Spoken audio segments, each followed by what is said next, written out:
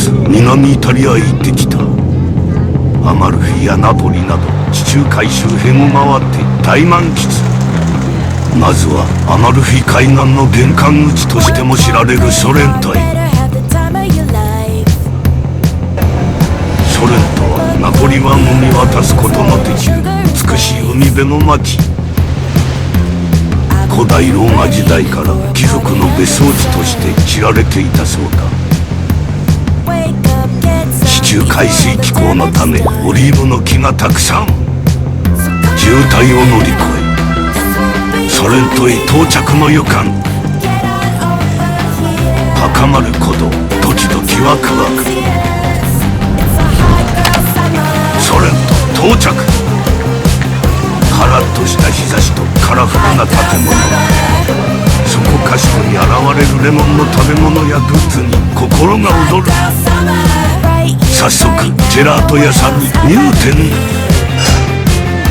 南イタリア発祥のレモンリキュールリモンチェの味もありました。ソレントに来たからにはまずはレモン味を食べてみたい。いざ実食。酸味が効いていてさっぱり美味。街中にはレモンの食器や洋服があふれ物欲が止まらない。可愛い陶器が多い旅行先は本当に困ります。持ち帰れる量と物欲との間の苦しい取捨選択の戦い。結局我慢できずにお皿を2枚購入しました。後悔はない。続いて店内のおしゃれなレストランへ。天井にはレモンがたくさん。穏やかな日差しが差し込む美しい中庭でランチタイム。イタリアは海鮮が豊富なのが嬉しい。ソレントのレモンもついている。アマルフィの名物パスタシャラティエビも注文。うどんのような太さのパスタとは思えないもちもちの食感に舌鼓を打つ。個人的にはシャラティエビが味付けも好みで特に美味しかった。中には意外も内装が素敵なレストラン。ごちそうさまでした。今回の宿泊地ポジターノへ向かう。ポジターノはアマルフィ海岸沿いにある断崖の町。断崖の急斜面に並ぶカラフルな建物と青い海の絶景が有名です。映画の舞台地にもなり多くのセレブたちもここへやってくるらしい。この日は夕方も近く日が沈み始めていた。宿に到着。日が暮れてきたので早速街歩き。ポジターノは道のほとんどが階段と坂である。移動は大変だったがそれ以上に素敵な街だった。とはいえかなりバテていた。まずはジェラート屋さん。中心部まで行くと素敵な音楽が聞こえてきました。通り道だったので少しだけ聞かせてもらいました。とても癒される演奏だった。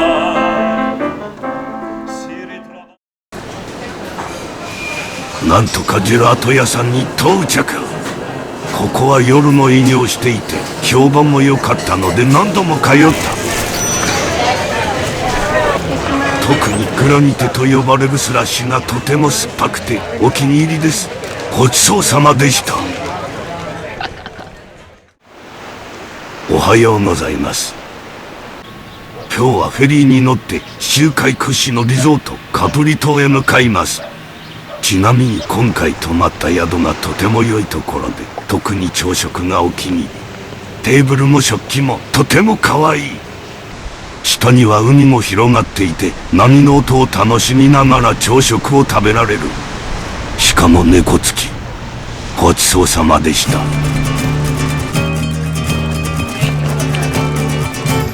フェリー乗り場へやってきた。ポジターノのアマルフィ海岸沿いは本当に絵画のような美しさ。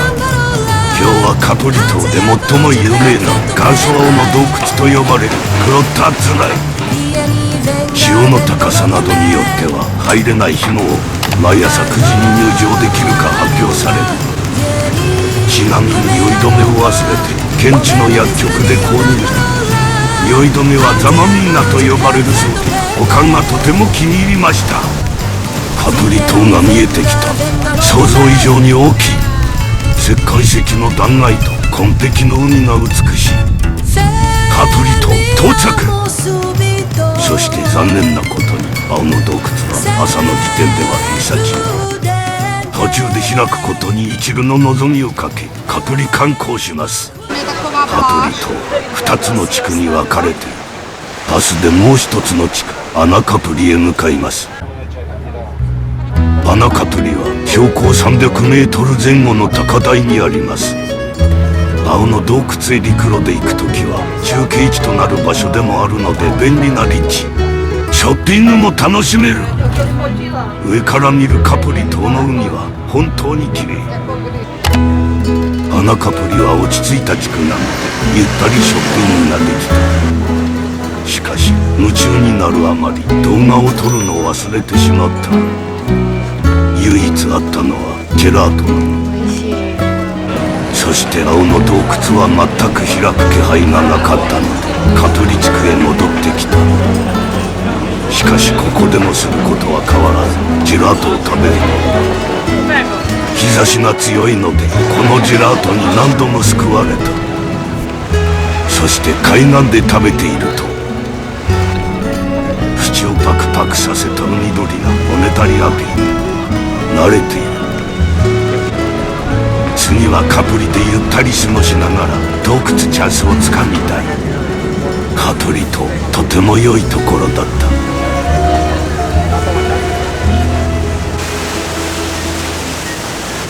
ポジターノへ戻ってきた。今度はポジターノ観光をします。フェリーから見る断崖の景色も圧巻。ポジターノの海はすぐに深くなるので奥にかけて深いコバルトブルー色になっている。今日も懲りずにこちらへやってきた。愛しのレモン村に手をゲット。地獄の階段を登り続け上からポジターノの景色を堪能。ここでもお皿を買って荷物を増やし夕食を食べに来ました。本旅行初めての外食。ホテルの中にあるレストランで落ち着いた雰囲気。イタリアはブラータ発祥の地でもあるそう。ロブスターのパスタは見た目もおしゃれ。シチリア産赤エビのニョッキ。レモンソースでペロリ。本場のティラミスは高級な味がした。ごちそうさまでした。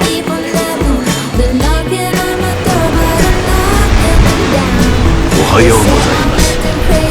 今日も変わらず素敵な景色と朝食です。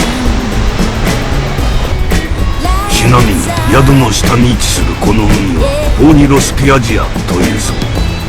南イタリアの砂浜は火山活動の影響でやや黒みがかった砂が混じっている。個人的には砂と海のコントラストが綺麗でとても好きな海だった。今日は名残惜しいがここを離れトンペイ遺跡へ行く。ポジターのとても良い町だったのでまた行きたい。